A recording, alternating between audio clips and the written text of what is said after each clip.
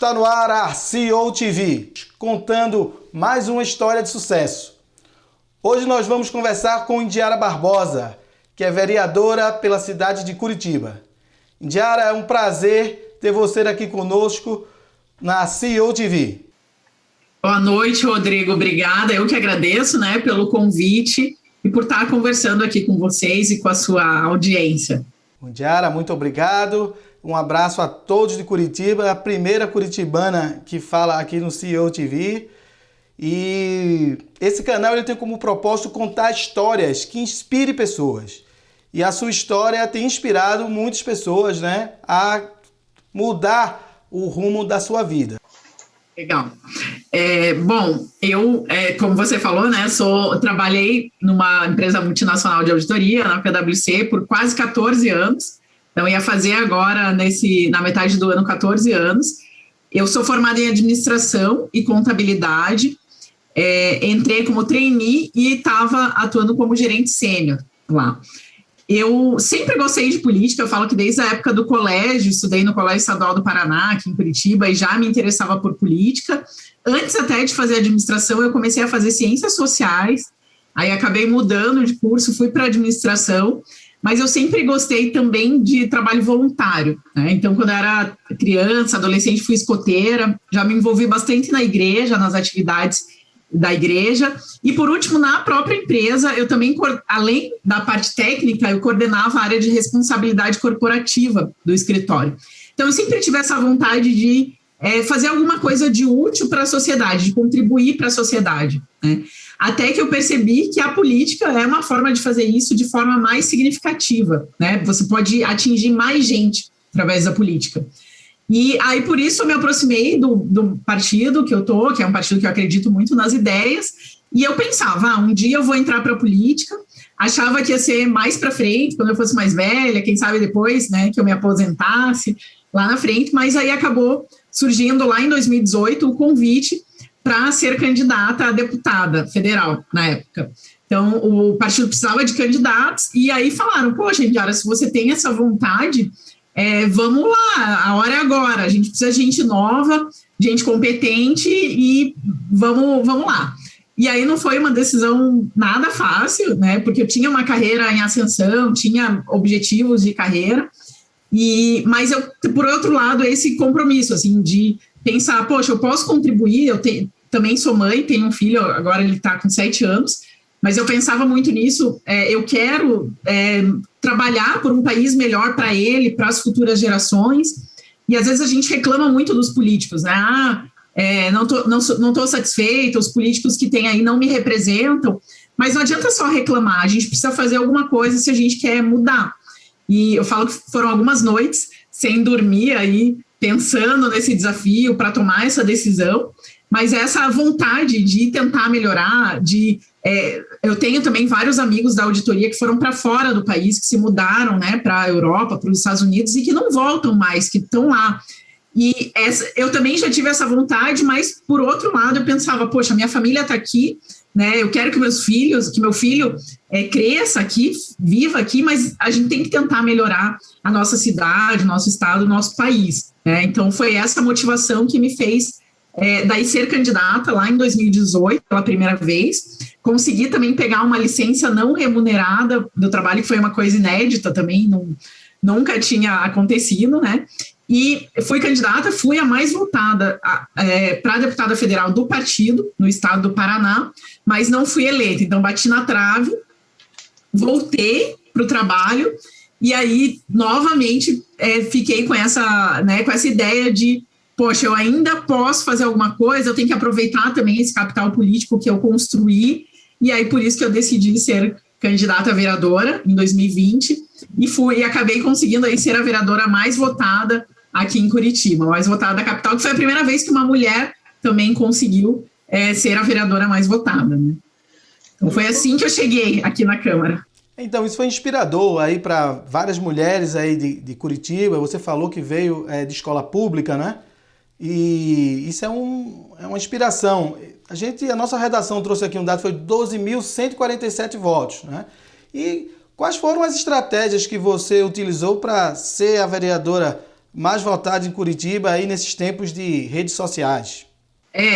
Realmente não foi fácil, né, chegar nessa votação. Eu falo que eu queria estar entre as mais votadas porque eu queria ser eleita, né? Eu tinha sempre essa meta. Eu quero fazer uma campanha competitiva, né? Quero ser eleita, como da outra vez eu não fui. Então, me preparei para isso. Eu participei de algumas iniciativas de movimentos que incentivam pessoas a entrar na política. Então, um deles se chama RAPS, que é Rede de Ação Política e Sustentabilidade, que seleciona líderes, né, para entrar na política e dar formação, né? Então, cursos de campanha, de como pensar em políticas públicas. Isso foi lá em 2018. Aí, depois, em 2019, eu entrei também no Renova BR, que é um movimento também de renovação, que tem como objetivo transformar pessoas comuns em políticos fora do comum, né? Essa é a missão do Renova.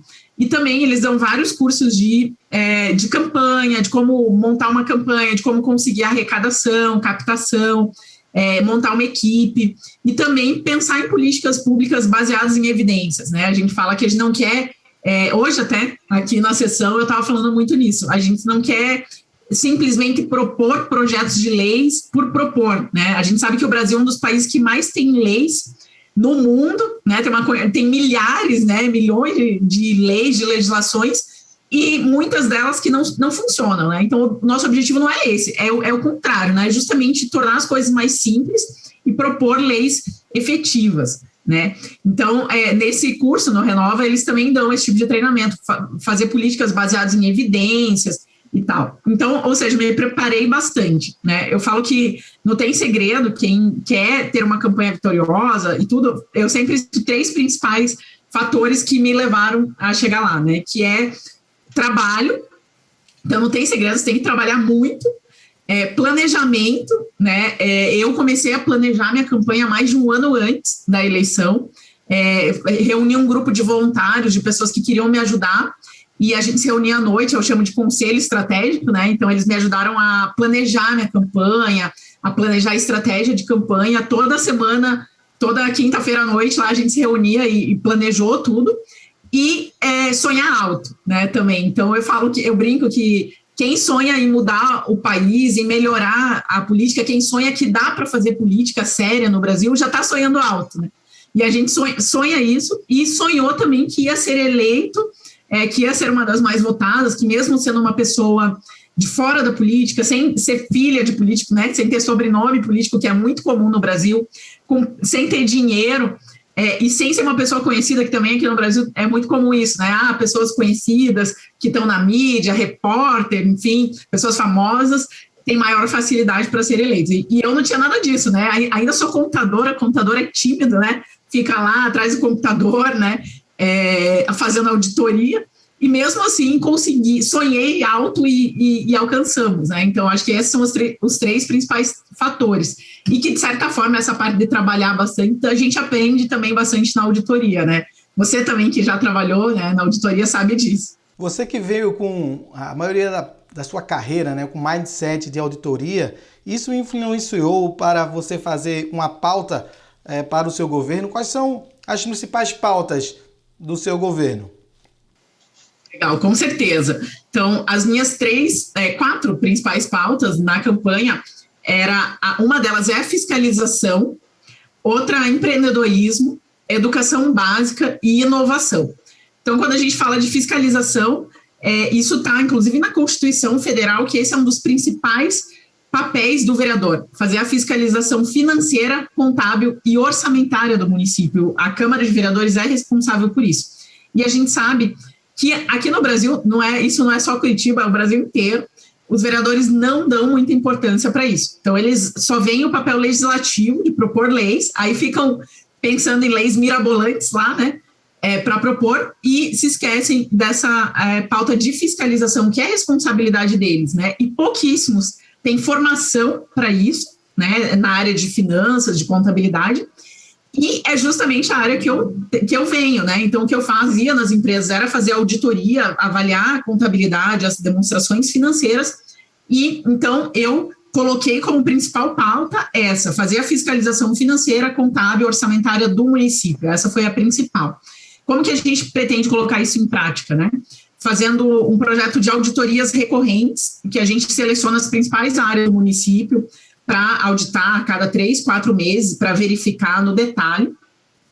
Também tentando colocar as contas em dia do município. Vou dar um exemplo para você. Aqui em Curitiba, até o ano passado, tinham sido aprovadas as contas de 2012 e 2013, com 7 anos de atraso. Ou seja, se tiver alguma coisa errada, já não dá tempo de fazer mais nada, né? Para você ter uma ideia, a gente recebeu agora, porque esse processo é mais ou menos assim, as contas vão para o Tribunal de Contas do Estado e depois vem para a Câmara. A gente recebeu agora, no mês passado, na Câmara de Curitiba, as contas de 2015 e 2018, para você ver como é tempestivo, né? Brincando, né? Porque na auditoria, eu brinco que o meu chefe, se a gente terminasse a DF em abril, maio, já tinha perdido o time, né? Você sabe. E imagine, tipo, anos de atraso, assim. Então, esse também é um projeto que a gente pretende liderar, tá já negociando, conversando, porque não depende só da Câmara, depende de outros órgãos e tal, mas depende principalmente de vontade, né? Que é o que eles não têm, né? Enfim, então é uma proposta justamente liderar essa discussão para fazer com que as contas sejam analisadas de forma mais tempestiva.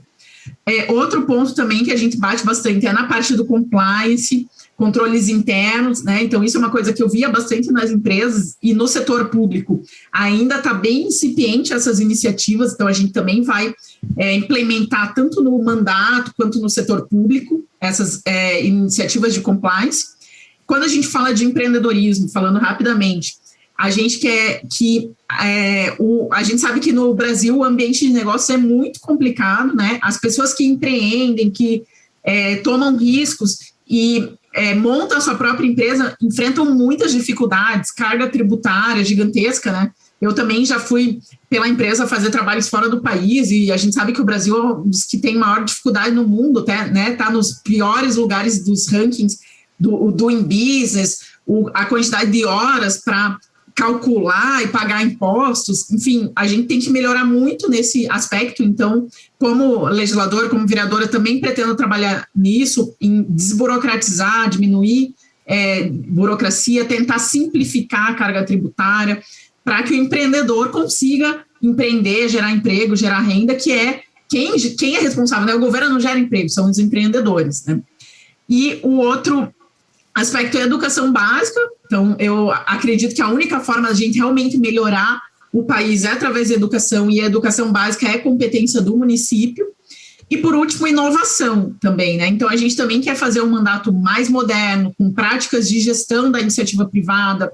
A gente já fez processo seletivo para selecionar uma parte da nossa equipe. A gente pretende fazer também edital para distribuir emendas. Então, os vereadores distribuem, né, para quem é amigo, enfim, não tem critério para escolher a distribuição de emendas, que são recursos que os vereadores distribuem. A gente quer fazer também um edital com critérios técnicos. Então, trazer algumas iniciativas mais de gestão, mais técnicas para a política.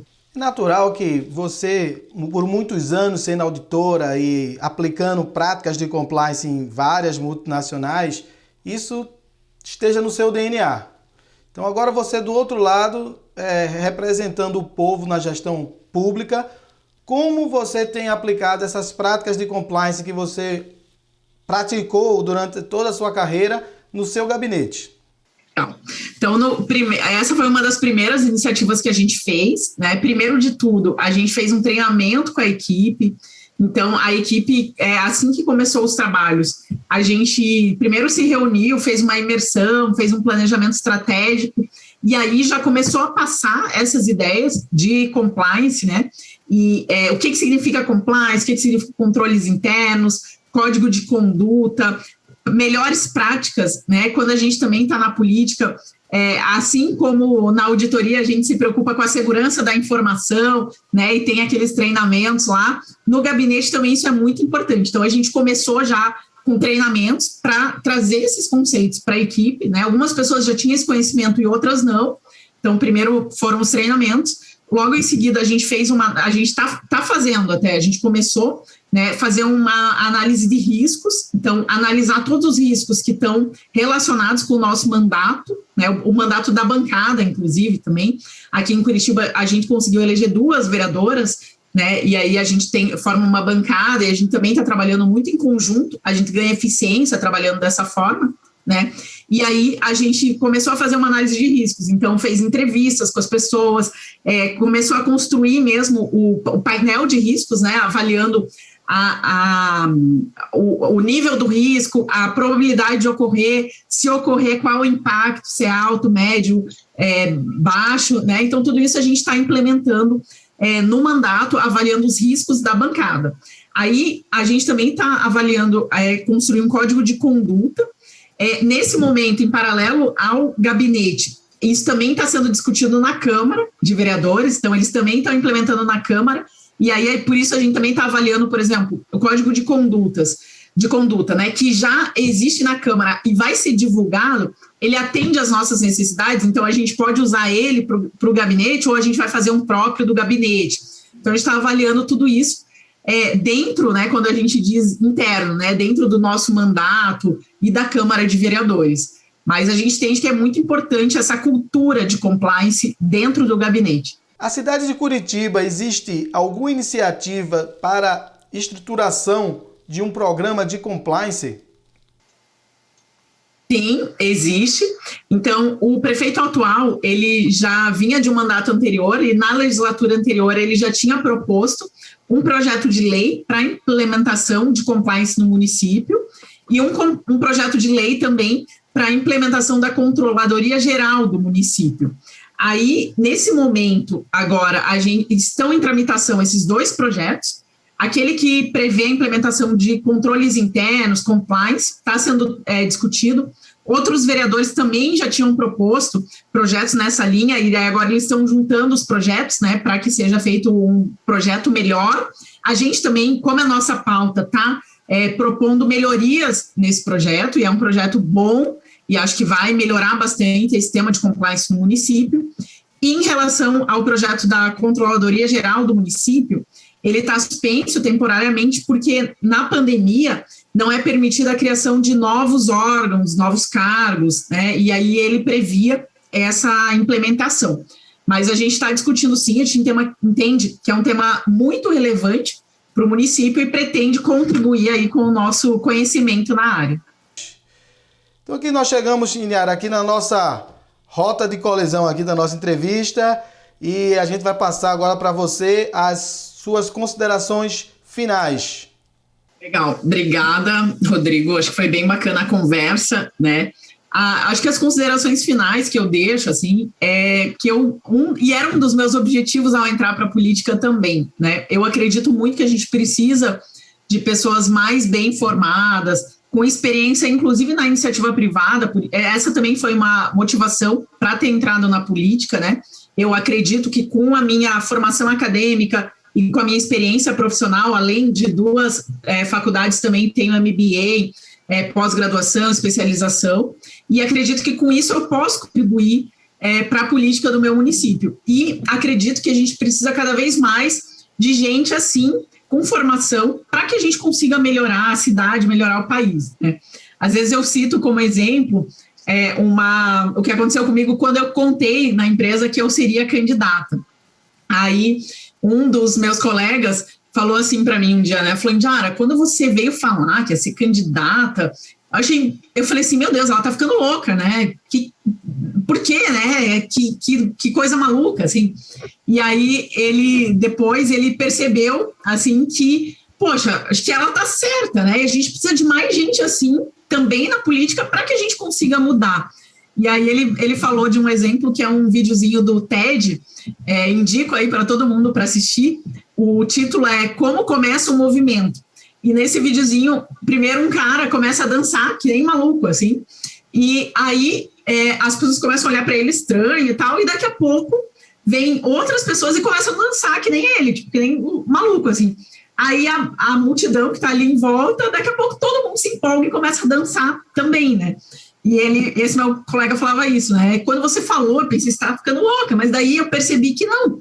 que a gente precisa de mais gente assim, dançando que nem maluco, ou que tomem essa decisão, para que a gente consiga realmente mudar. Então, fica o convite. Eu falo que não é fácil, tá, Rodrigo? Já começamos a perceber aqui, pelos primeiros meses de mandato, né, que os desafios são gigantescos, que nem todo mundo está contente com a gente lá, é verdade, assim, tem gente que está incomodado, porque às vezes a gente quer mudar, né? Uma das nossas pautas também é a redução de privilégios, redução de gastos. A gente entende que a política pode ser mais eficiente, pode ser feita gastando menos, e tem gente que está lá há décadas, né, recebendo o salário, fazendo o trabalho, enfim, e não quer abrir mão de privilégios, de benefícios, né? Então a gente começa a incomodar. Então a gente sabe que não vai ser fácil mesmo, mas a gente precisa ter essa vontade, energia para mudar. Então eu deixo aí o meu convite, né, para que quem tiver vontade, que tiver interesse, que venha, que me acompanhe, também fico à disposição para tirar dúvidas e conversar aí com quem tem essa vontade, porque eu acho que só assim a gente realmente vai conseguir mudar,